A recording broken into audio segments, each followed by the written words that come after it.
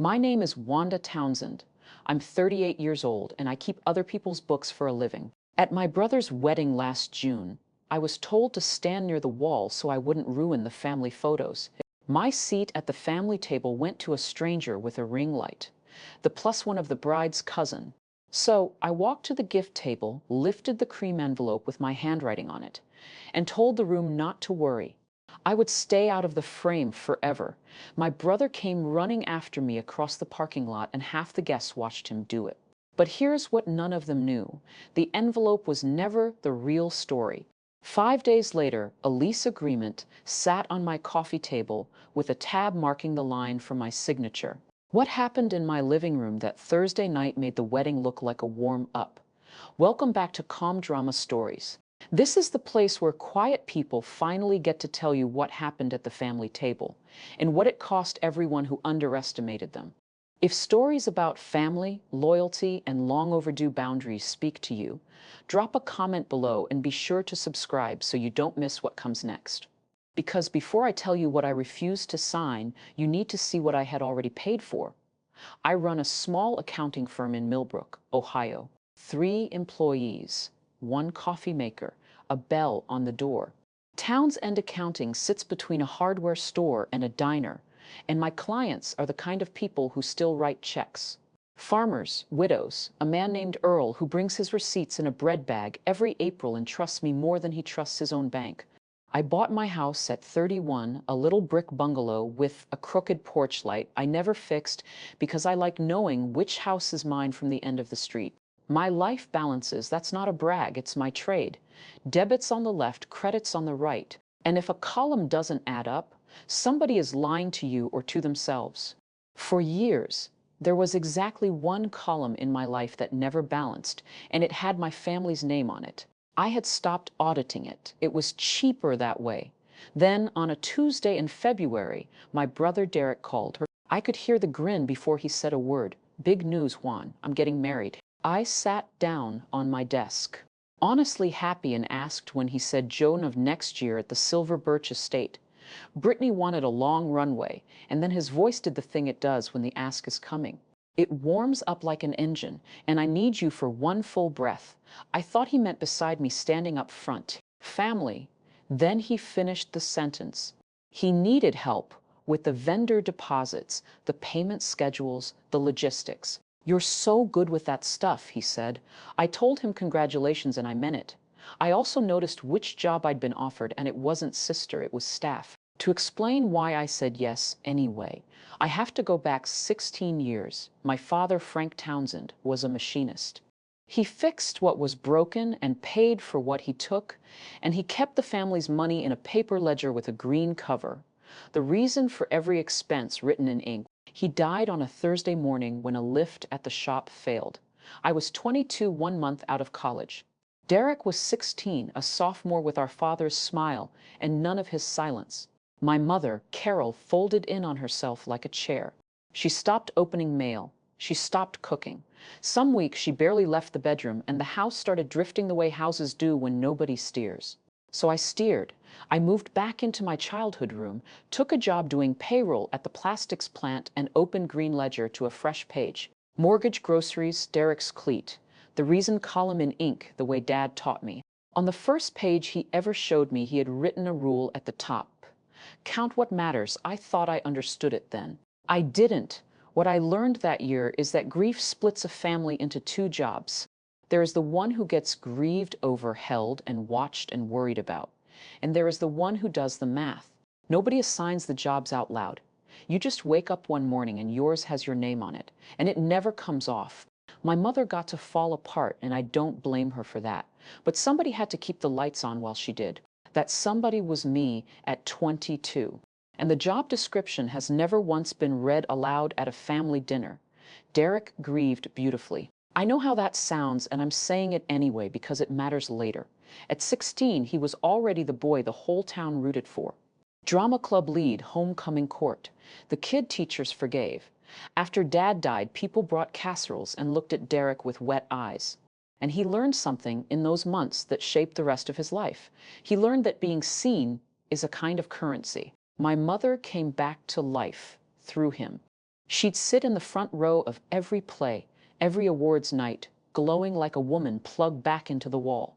Watching Derek was easier than missing Frank, and I understood that, so I paid for it, literally, 2 jobs and the drama camp deposit and the varsity jacket and the senior trip. I signed the checks and sat in the back rows. And from back there, I worked out the difference between my brother and me. Derek needed to be looked at. I needed to be useful. For years, I honestly believed those were just 2 dialects of the same language, 2 ways a family says it loves you. You get applauded or you get relied on. I told myself the reliable one was the load-bearing one, and load-bearing walls don't need applause. I passed my CPA exam at 24, studying at the kitchen table after Mom went to bed. I opened my own firm at 28. Nobody threw a party, and I told myself accountants don't want parties. I had built a whole quiet philosophy out of not being celebrated, and it held up fine for years like a bridge that's never been lotused. I thought being needed and being loved were the same thing. Only one of us in that house was right. 3 years ago, Derek quit his sales job to start an event styling company. He was 29, magnetic as ever, and he pitched me at my own kitchen table with a slideshow, towns, and social curated events, styled parties, experiences people post about. He needed $25,000. I want to be clear about what I did because it matters. I didn't hand my little brother a check and a hug.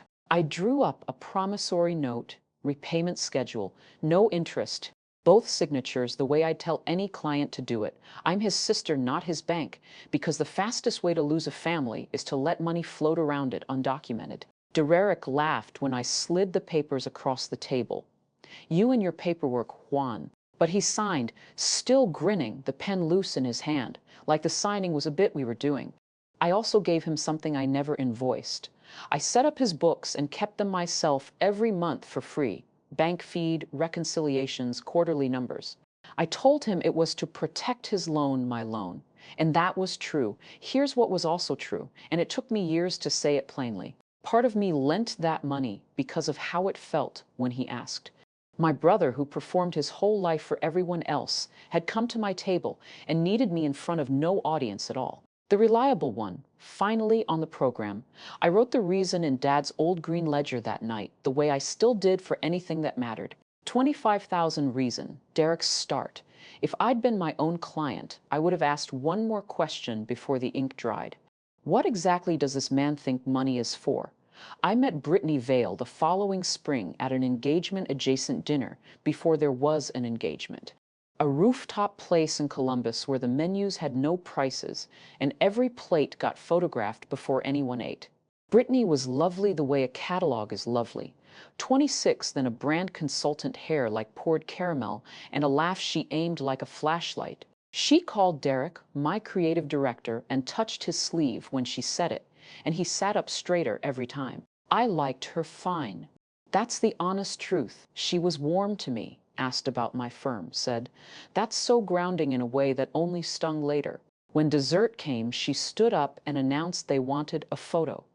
The whole family, and my chest did something embarrassing and hopeful. Then snorts, she handed me her phone. It happened so smoothly. I was framing the shot before I understood the sentence. Derek, Brittany, my mother, the skyline. Brittany tilted her chin. My mother glowed. And I stood outside the picture, holding the camera, directing them closer together like a person paid to be there. Nobody meant anything by it. That's what I told myself on the drive home. And here's the thing I tell you now, having had 2 years to think about it. Nobody ever means anything by it. Nobody plans to erase you. They just keep handing you the camera and you keep taking it because you're good with that stuff. And one day you realize you don't appear in a single frame of the family's story and everyone is baffled that you mind. My mother posted the photo that night. Beautiful family, someone commented. She replied with a heart. I did the books for the man in the picture. The camera was mine too. 18 months ago, Derek came back to my kitchen table. No slideshow this time. Towns and social was getting real traction, he said. But there was a venue, the Foundry House, An old iron works downtown, brick and steel and 100-year bones. The owner wanted a tenant who'd make it shine. Derek needed 1500 fast, a bridge to the venue deposit one deposit away from real. I looked at his books before I answered because I kept his books. Thin margins, spiky revenue, too much spent on how things looked, but not hopeless. And he was my brother, so I did what a professional does. I consolidated everything into one note. 40,000 total, 600 a month. First payment due the first of the following month. Both signatures again. He signed again. He hugged me again. And for 3 months, $600 arrived on the first, and I let myself feel good about it. The way you feel when a bridge holds, then the payment stopped. No fight, no phone call, just a quiet first of the month and then another. And then every first after that, when I pressed, my mother called me before Derek could. Don't squeeze him now, honey. He's building something. Around the same time, his receipts stopped coming to my office. Then the bank feed disconnected. He'd changed his online banking password and never sent the new connection through. Busy with the wedding, he texted. I noticed all of it. I want that on the record, I noticed.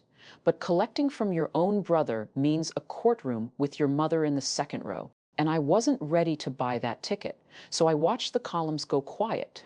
In my job, numbers that go quiet are never resting. Their hiding wedding planning swallowed the spring, and my assignments arrived by group text.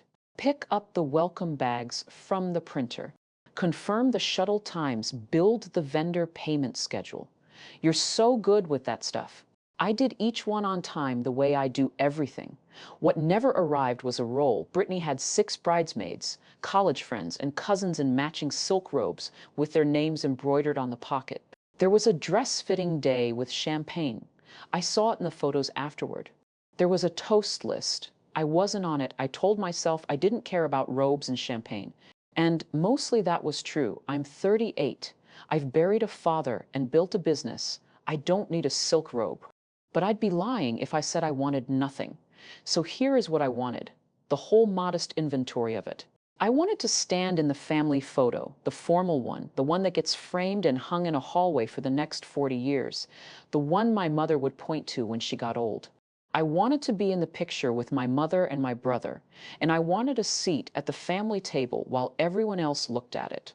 That's all. 16 years of ledgers and lights kept on, and my whole asking price was one photograph in one chair. It seemed so small a thing, so automatic, that I never even said it out loud. You don't request a seat at your own family's table. You'd only embarrass everyone, most of all yourself, by revealing you weren't sure you had one. Instead, I did something that felt at the time like the chest way to belong. I opened my checkbook and I started writing. I wrote the check for $20,000. I know how that number sounds after everything I've just told you. Sit with the math of it. A brother owing me $38,000 and change, nearly a year of quiet firsts of the month, and his sister writing a 5-figure gift anyway. But it wasn't payment on delusion. It was a founder's gift. That's the phrase I used in my own head. The kind of money that says your start was real. Your family built it with you. Go. I chose a cream envelope, heavy stock. On the front, I wrote for Derek and Brittany from the very first ledger. Love, Wanda. The first ledger was a joke only Derek would get. When he was 9, I'd kept a notebook for his lunch money and his allowance, teaching him columns, and he loved it. Back when being taught by his sister was still a thing he loved. I sealed the envelope and set it on my desk. And that night, the seating chart arrived. Brittany's maid of honor sent it to the full guest list by mistake. A cheerful yellow spreadsheet, every table numbered, every soul assigned. I found the head table. Derek, Brittany, Mom, Brittany's parents, Brittany's grandmother, and in the last chair, a name I didn't recognize. Kyle. I scrolled the whole sheet twice, looking for my own name. The way you pat your pockets for keys you already know are gone. I found myself at table 1-4. I gave it a night before I said anything because I've learned that anger files better in the morning. Then I called Derek calm as a dial tone and asked if the spreadsheet was a draft. He did the little laugh he does when he's buying time. It's Brittany's thing, Wan Quan. Let me look. Brittany called me back herself within the hour, which I'll credit her for, and she was sweet the whole way through, which somehow made it worse. The head table isn't really a family thing. She said it's a visual anchor. The photographer builds the whole room around it. So the layout is curated. It's honestly nothing personal. Curated. I work with words all day, invoice accrual liability, words that mean what they mean. This one I turned over for weeks like a coin I couldn't spend. My seat at my brother's wedding had been curated, and Kyle, whoever Kyle was, fit the composition better than I did. I asked her, still pleasant, where family was supposed to sit, and she said, bright as a bell. Everyone's family, that's the vibe of the whole day. Derek called that evening. I'll fix it, Juan. I promise it's just chairs. Then my mother, who had heard everything from everyone, closed the case the way she always closes it. Honey, don't make waves before their big day. You know how much pressure they're under. I said, okay, I want to be honest about that. I said, okay, because I had 16 years of practice saying it, and because some part of me still believed the fix was coming. That's the last time I mistook a promise from my brother for a line item. A promise is not a booking. Any accountant will tell you the difference between the two is where all the grief in the world lives. Table 14, by the way, was next to the kitchen doors. I looked it up on the floor plan. Even my exile had been curated. The rehearsal dinner was at a restored barn with chandeliers, which tells you everything about the budget I was supposedly imagining. I spent the first hour of it working. The caterer had the count wrong by a dozen plates, and the coordinator, Marissa, a competent woman with an earpiece and a clipboard, grabbed my elbow because word had spread that I was the one who handles things. I handled it. I moved 2 tables, called the caterer's manager, solved it, and when I got back, my seat had been cleared because they thought I'd left. I stood at the edge of the room with a glass of wine that had been poured for someone else, and that's where I overheard one of the Vale cousins, a tall girl with a French manicure, ask another one who I was. That's the sister, the second one said. She's like, not really wedding people, not really wedding people, not really wedding people. I filed it. Filing is what I do. Then came the toasts, and Derek stood up with a microphone he did not need because his voice has carried since he was 16. He thanked Brittany's parents for welcoming me like a son. He thanked his mother, my rock, who taught me what devotion looks like. He thanked the bridesmaids, the coordinator, the barn. Then he raised his glass higher and said the line that mattered. To everyone who believed in us before it looked like anything, this next chapter is for you. Next week, we signed the lease on the Foundry House, our forever venue. It's happening, people. The room whooped. My mother wiped her eyes, and I stood at the edge of the light doing the one piece of arithmetic nobody else in the barn could do. The man toasting everyone who believed in us had a believer, 40 feet away, holding someone else's wine, $38,000 deep. And he had not said her name into that microphone once. Next week, Elise, signed with what, I wondered. Anchored on whom, I already knew. I just didn't know I knew. The morning of the wedding, I was at the venue by 7 because Marissa had asked me to bring the printed timelines, and nobody questions why the sister has a job and no robe. The Silver Birch Estate is a glass ballroom on 40 acres, stone floors, white gravel, the kind of place that photographs like heaven and invoices like surgery. I was laying the schedules out on the vendor table when I saw the photographer's shot list sitting in the pile, 3 stapled pages, and I read it because reading paperwork is a reflex I will never lose. Page 2, family formals, golden hour, Derek plus Carol, Derek plus the Vales, couple plus both sets of parents, couple plus grandparents. And then in the margin, in the photographer's own handwriting, a note that had clearly come from a phone call. Keep frame tight, immediate only. I checked page 3 under Candid's optional reception between the flower girls and the shuttle departure. Sister with the question mark. That question mark did something to me that all the seating charts in the world hadn't. I took the list to my mother, who was steaming her dress in the bridal cottage, and I held it out and pointed, and I watched her read it. I watched her understand it. My mother is not a stupid woman. Then she folded the list along its crease, handed it back, and said, "Honey, it's their day. Don't make it about you." There it was. Not Brittany's rule, my mother's, the house rule I'd been raised under. Spoken plainly at last. Other people get days, you get tasks. Something in me went very still and very organized the way my office gets at 5 o'clock. That night, I mean the night before, but I felt it finish that morning. I stopped waiting to be defended. If you've ever been the one holding the camera at every family event, the one who pays and plans and vanishes from the album, tell me in the comments where they seated you at the last family wedding. I have a feeling table. 1-4 is crowded. Stay with me because the envelope comes next. And subscribe so you don't miss what I did with it. I should say here that 2 nights before the wedding, my brother came to my house at 2 o'clock in the morning. I'm telling it out of order because I needed you to see the shot list first, the way I wish I had.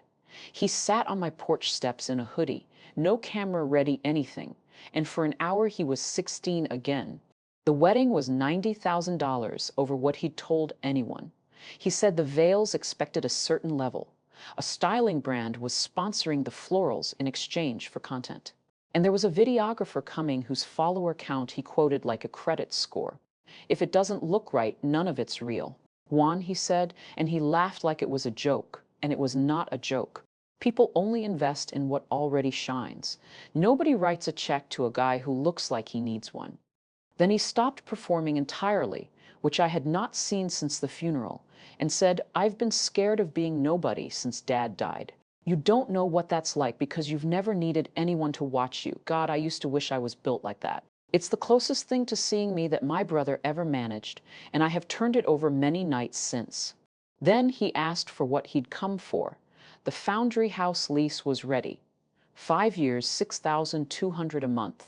And the landlord wanted a personal guarantor, someone with real credit standing behind the paper. Friday after the wedding, 9 inches the morning. You wouldn't be paying anything, Juan. You'd just be believing in me officially. I told him I'd think about it, and I meant it, which is the part I'd take back if I could take back only one thing. He hugged me at the door. It lasted exactly as long as he needed it to. Then his headlights swung off my street toward the version of his life with an audience, and I stood in my dark kitchen doing math I didn't want to do. The morning of the wedding, before the venue, before the shot list, I sat at my kitchen table with coffee and my father's green ledger, the way I do on days that count. The cover has gone soft at the corners, like an old dollar bill. 16 years of my handwriting in there stacked on top of 1 year of his.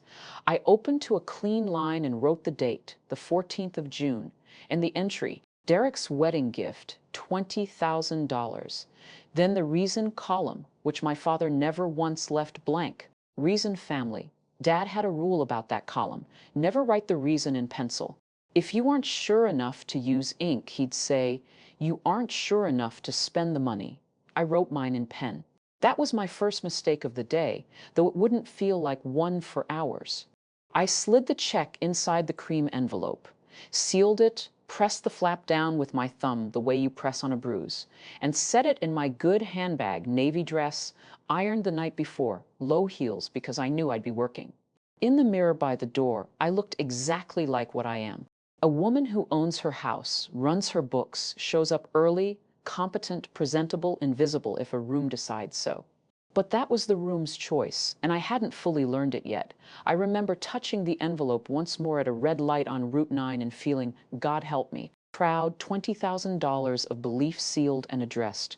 I was still trying to buy my seat at that table. I just thought the currency was generosity. Keep your eye on that envelope. Everything that happens for the rest of the story happens because of where it sat and who reached for it. Weddings are businesses that last one day, and like most businesses, they run on somebody who isn't in the brochure. By 9 that morning, the florist had delivered short, 2 arrangements missing from the order, and the driver was already gone. Marissa got that look coordinators get, and I did what I do, called the shop, negotiated pickup of the display pieces from their cooler, paid the difference on my own card, told them we'd sort it later. Nobody asked how it got fixed. The cake arrived leaning like pizza. I found the baker's assistant and a level and a chilled room, and we fixed that too.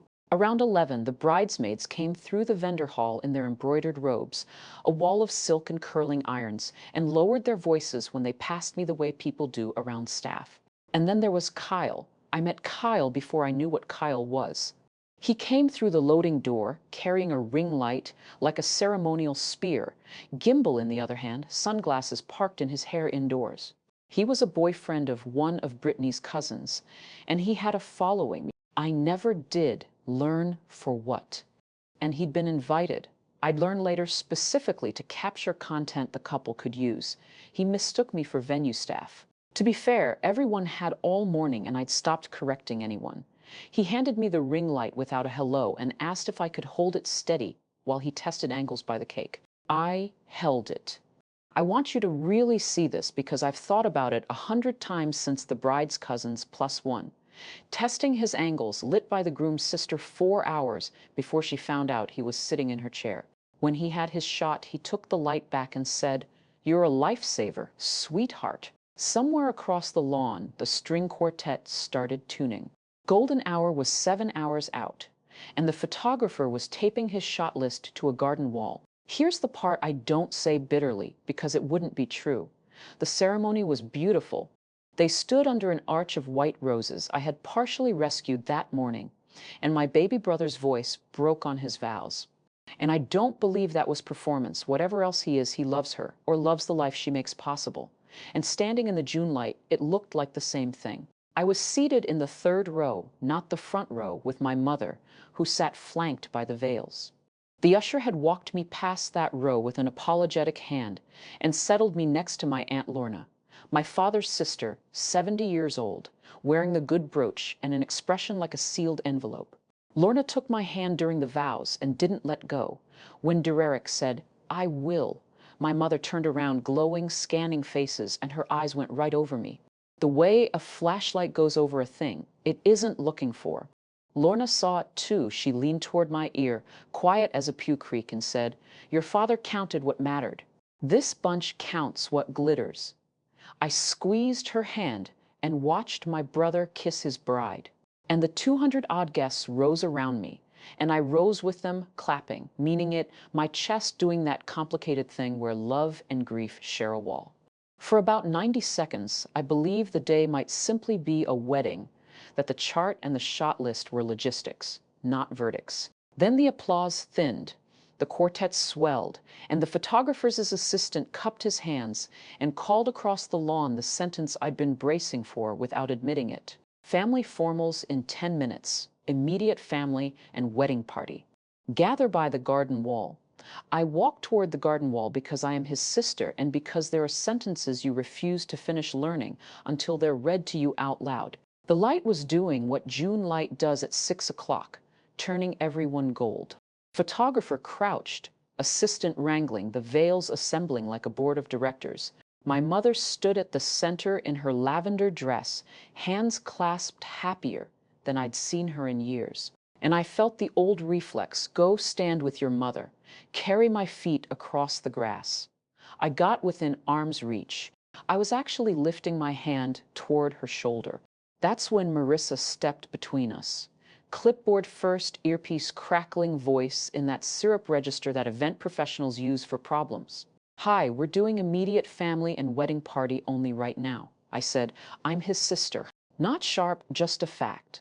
Offered the way you'd hand someone your ID. Marissa looked down at her clipboard and I watched her find the list. And I watched her not find my name on it. And I watched her decide not to say that part out loud. Her ear crackled again. She pressed her finger to it, listening, eyes flicking to the bridal party cluster, where Brittany stood in her second dress of the day. Derek was 4T away, close enough to hear all of it, straightening his veneer. He looked at me. He looked at Marissa, and then my brother, whose cleats I bought, whose books I kept, whose bridge loans I funded, looked at the photographer and rolled his shoulders back into position. Marissa's ear finished crackling. She turned back to me, smile refreshed, and delivered the message she'd just been handed, word for word, in front of my mother, the veils, and God. "Could you stand near the wall for these? We need the picture to be right." Stand near the wall. There was a stone wall bordering the garden, waist high, 100 years old, and she gestured at it with an open palm, gracious as a maitre. The picture needed to be right, and I was the thing that could make it wrong.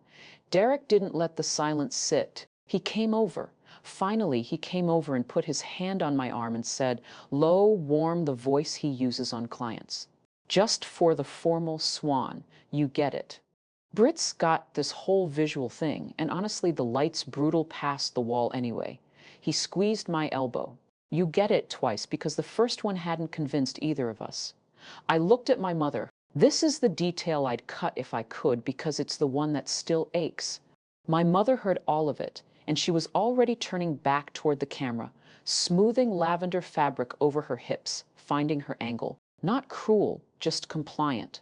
The photographer said beautiful to nobody in particular. So I went and stood near the wall. I want to be precise because precision is what I have instead of poetry.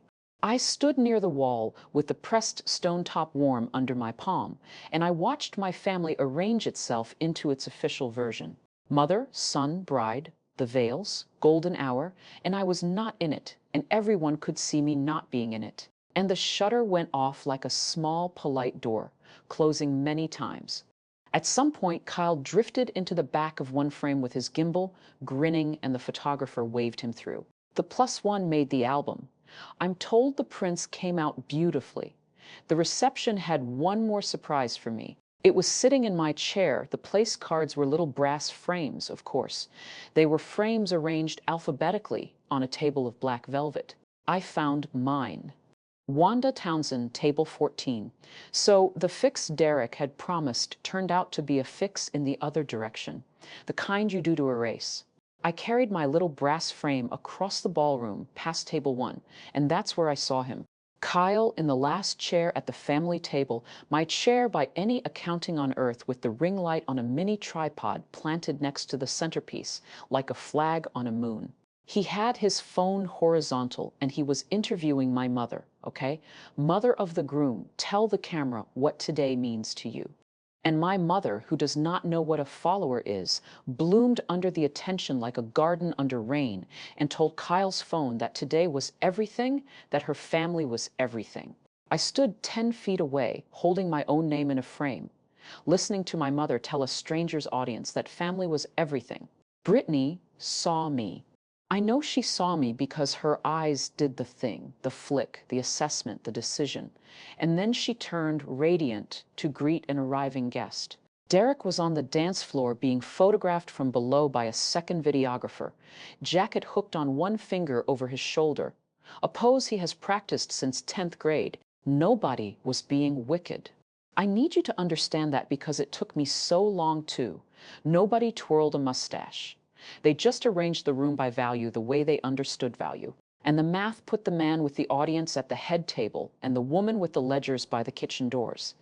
Table 14 taught me more in 1 hour than table 1 had taught me in 38 years. Table 14 by the kitchen doors turned out to be where they'd filed everyone who didn't photograph. Aunt Lorna, my father's cousin Walt, who is mostly deaf and entirely wonderful. A teenage second cousin on his phone, a retired pastor nobody could place. The invoice table, Lorna called it before the salads came. The people who paid for some part of this and got filed away. She said it cheerfully and clinked my glass. The kitchen doors swung behind us like applause every 90 seconds. And from that unphotographed corner, I did what I suppose I was always going to do. I audited the room. I couldn't help it. It's the only language I'm fluent in. The florals were a sponsored trade. Fine. But the string quartet was union scale times 4 hours. The champagne tower was real French, not Proco. The second dress, the videographer with the drone license, the lighting package alone. I had built vendor payment schedules for this wedding, but those schedules had covered maybe half of what my eyes were pricing in that ballroom. I had reconciled Derek's business for 3 years. I knew his balance sheet the way I know my own porch light. And I sat at table 1-4, doing quiet arithmetic and arriving again and again at the same missing line. None of this room existed on paper. Not his paper anyway. A wedding is the one audit a family performs in public, and the numbers in front of me had a source I hadn't been shown. I was still working the problem when 2 bridesmaids dropped into the empty chairs beside me. Refugees from the dance floor, shoes in their hands, close enough that I could smell hairspray and champagne. They didn't notice Me. People that day generally didn't. Then one of them started talking. Okay, but how are they affording this? Nobody makes this off styling parties. That was the first bridesmaid. The second one laughed into her glass. Britt told me the investor money came through like right in time.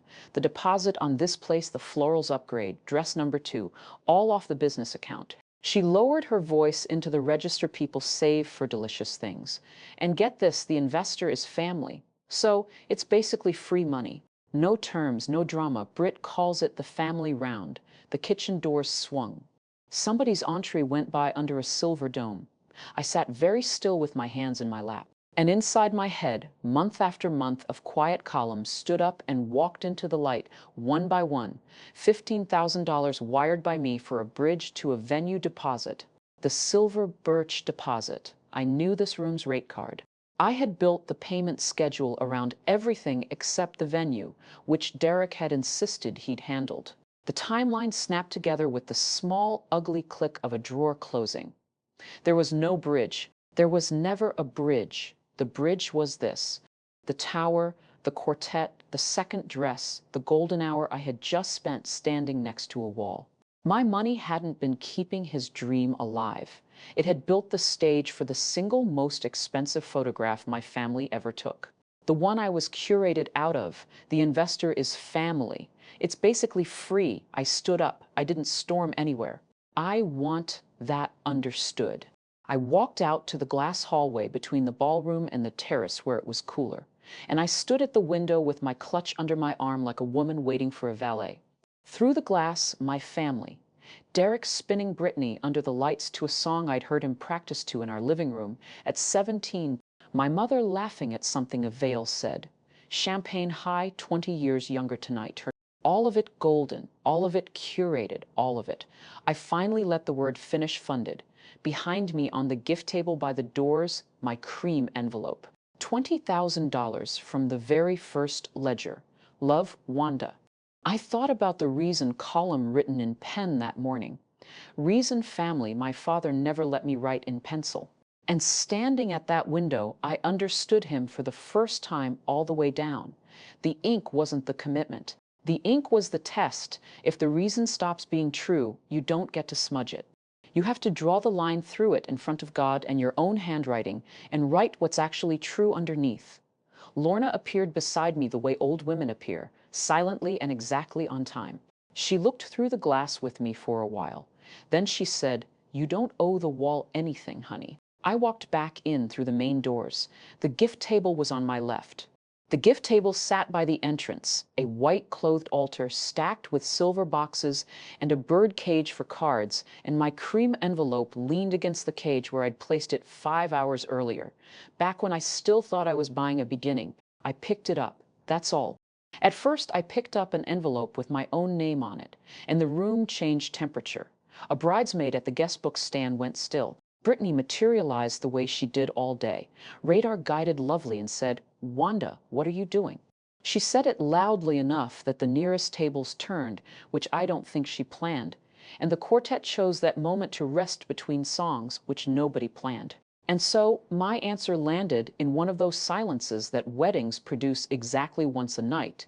I said, "It's addressed from me. I'm taking it back." And then, because 16 years is a long time to prepare a single sentence without knowing it. Don't worry, I'll stay out of the frame forever. I set my empty champagne glass down next to the birdcage, gently the way you return something borrowed. And I walked heels on stone, 3 beats to a step, the doors already being opened for me by a caterer who had decided hours ago I was staff and was in the only way that mattered that day. Correct, behind me. The room came back to life all at once, the way a held breath breaks. I heard my mother say my name. I heard Derek say it louder. The gravel was white in the floodlights, and I was 10 steps into it when my brother came running. Actually running Benear, first calling Wanda, wait, do you have any idea what this looks like? People asked if my hands were shaking when I picked up that envelope. They weren't. 20 years of writing other people's numbers steadies your hands. If you've ever taken something back, a gift, a promise, your own time, tell me in the comments what it was and stay with me, because what my brother did 5 days later is the part nobody believes. In the parking lot under the floodlights, my brother finally gave me his full attention. I had waited 16 years for it, and now that it arrived, it was an audit of optics. Do you know what you're doing to me tonight? The veils are in there, the videographer is in there. His voice cracked on videographer. And there it was, the true hierarchy of his griefs ranked live. I said, I do know. For once, I'm not in charge of how things look. And I got in my car and I drove the 40 minutes home to Millbrook with the envelope on the passenger seat like a rescued pet. And my phone began to glow before I'd left the gates. It did not stop glowing for 3 days. My mother's voicemail, one of many. You embarrassed him in front of the veils. Whatever this is about, bring the envelope back tomorrow, and we'll forget the whole scene. Cousins I hadn't heard from in years surfaced to type the word classy with a period on it. Brittany's account posted the golden hour photo that same night. The wall one, the one that needed to be right, captioned, "Family is everything." And the comments bloomed with hearts. Not one person in 3 days of ringing asked me why. That's the part I'd tell a stranger first. An entire family mobilized overnight to manage how my leaving looked. Snorts nobody anywhere asked what had made me go. Monday morning, Derek reopened the books. He had no choice. And after what I found in them, neither did I. Here's the thing about needing a lease by Friday. Landlords want financials, and financials come from accountants. And his accountant was me. Monday, an email from Derek, subject line, docs for landlord. No mention of the wedding, as if Saturday had been weather. He restored my access to the business bank feed, the one that had been dark for 2 months, because he needed clean statements assembled by Thursday. So I reconciled. It took one pot of coffee. The $15,000 bridge loan wired 8 months ago sat in the business account for 9 days. Then Silver Birch Estate deposit $9,500, a bridal boutique, a florist upgrade invoice, the part the sponsorship didn't cover. Within 1 week, my bridge had become a wedding, 8 months before the wedding, and the business account now held less than 1 month of the Foundry House's rent. On paper, the plan was arithmetic in a party hat. Sign a 5-year lease at $6,200 a month on the strength of a guarantor. Me, the believer officially. I wrote him a short email. We need to talk before Friday. Then I printed 2 documents and set them on my coffee table.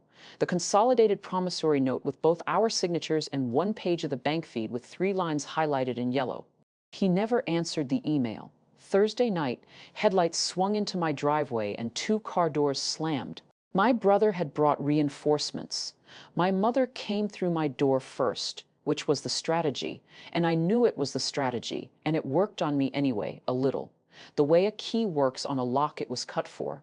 She hugged me. She smelled like the perfume Dad bought her every Christmas, which she has never once changed. And she said, "Sweetheart, this family has had enough drama for 1 year." Derek came in behind her carrying a leather folio, wearing the client voice and the client posture, and I watched my living room become a pitch meeting. They sat on my couch. I sat in Dad's old reading chair, which I'd taken when Mom cleared the house, and which Derek has never once recognized. He opened with the apology, smooth structured 3 acts. The seating was a coordination failure. The photos were the photographer being rigid. He'd handled Brittany's family. He was sorry I'd felt sidelined. A construction I want framed someday, the feeling assigned to me. The doing assigned to no one. Then pivot folio open. And there it was on my coffee table next to my 2 documents, which he had not yet noticed.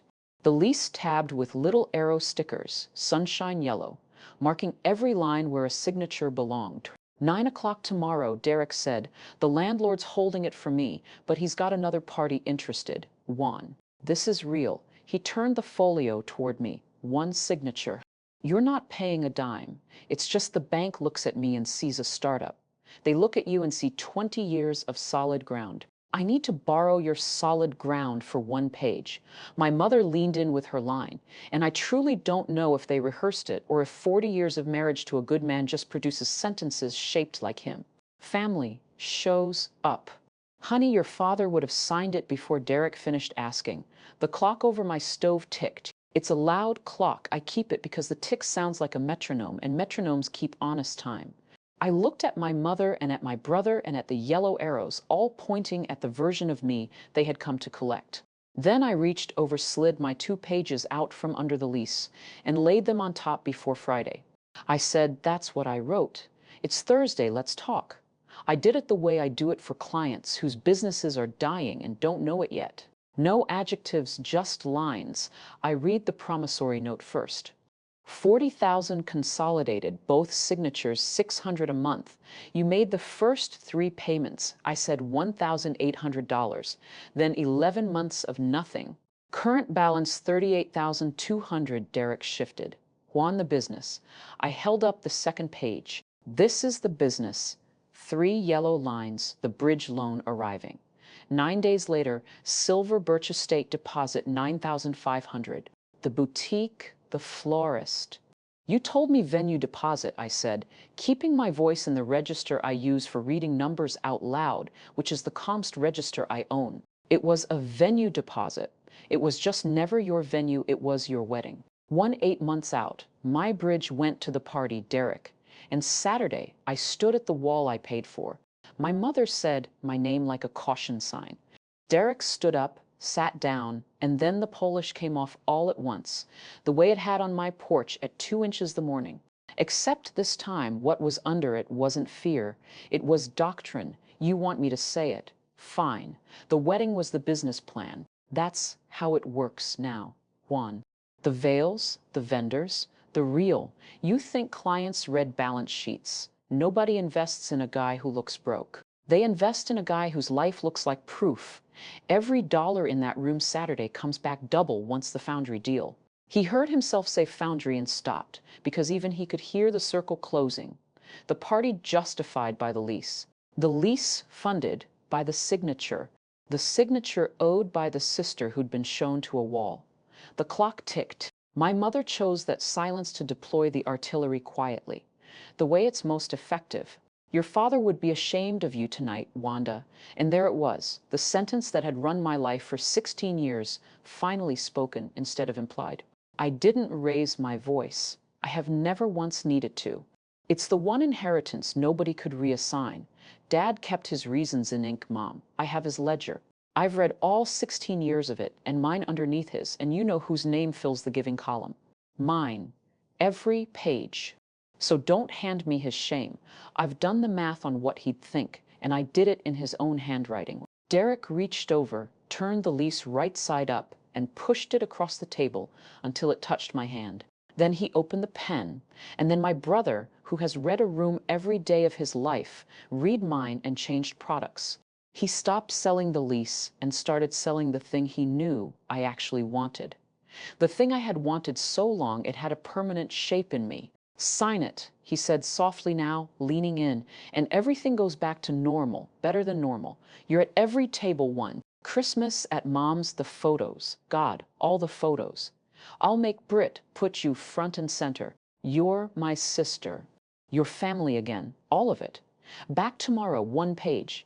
I want to be honest with you because this story is worthless if I'm not. It worked. For about the length of 3 ticks of that kitchen clock, I sat in my father's chair and felt the full pull of it.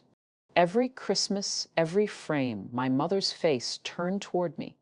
The seat, the whole warm-lit room of belonging hanging off the tip of one pen. He wasn't lying either. That's the terrible part. He would have done it. I could have bought it all back Thursday night the way I had been buying it since I was 22. 1 check, 1 rescue, 1 silence at a time. It was never that they wouldn't sell me a place in this family. It was that the rent never, ever stopped. I looked at the pen. Then I set my hand flat on the lease. And I slid it back across the table and I said, "No, I won't guarantee the lease." My mother made a small sound. I kept going because the next part mattered more. And I'm not calling the note, Derek. I'm not here to bury you. The schedule stands. The one you signed, 600 a month starting this month. Sell the Foundry deposit if the landlord allows the transfer.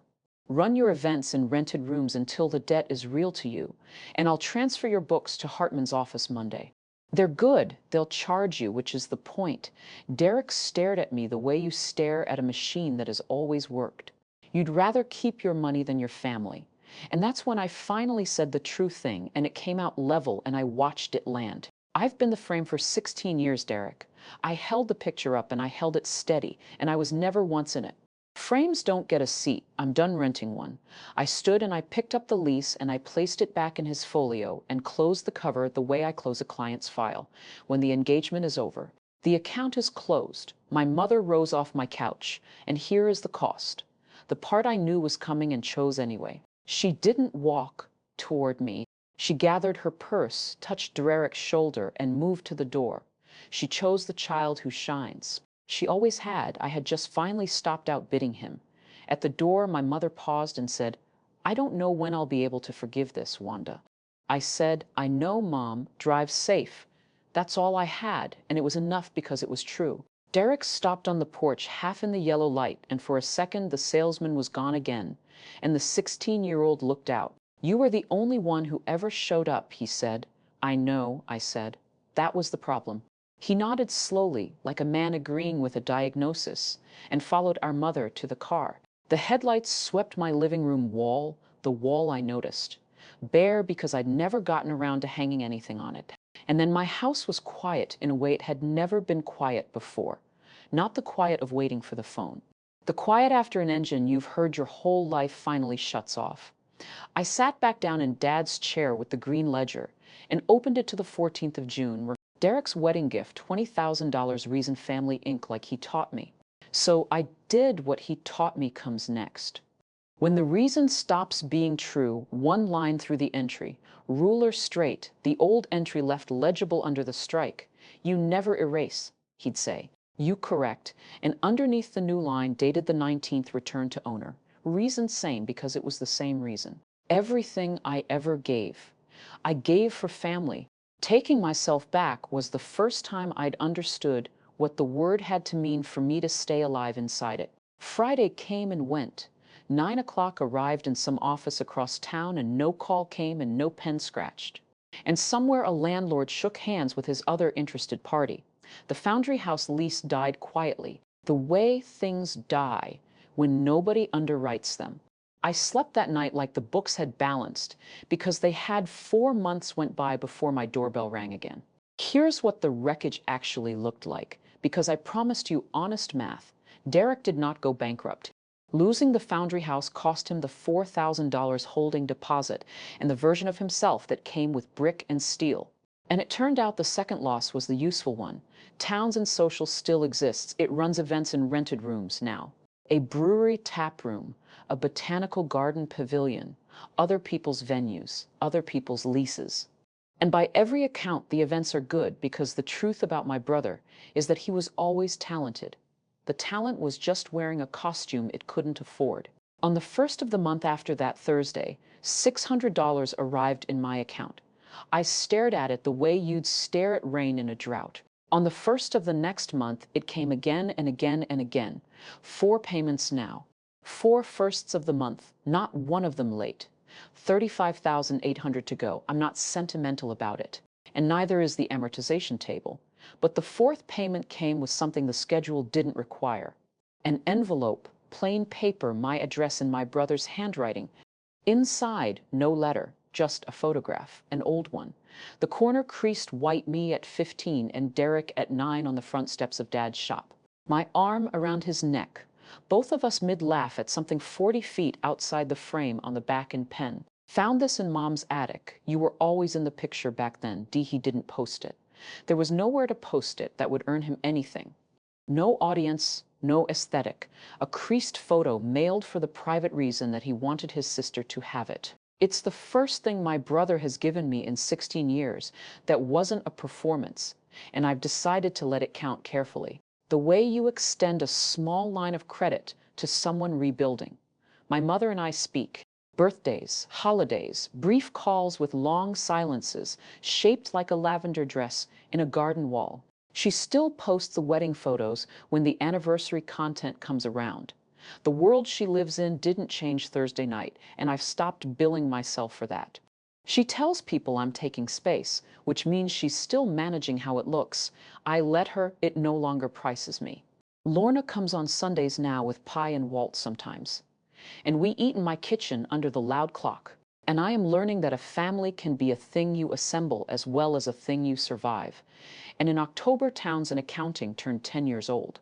My 3 employees surprised me with a cake and a photographer. A kid from the community college, $20 an hour, no shot list. In the picture we took, I am standing in the middle, flour white frosting smear on my knuckle, laughing with my whole face.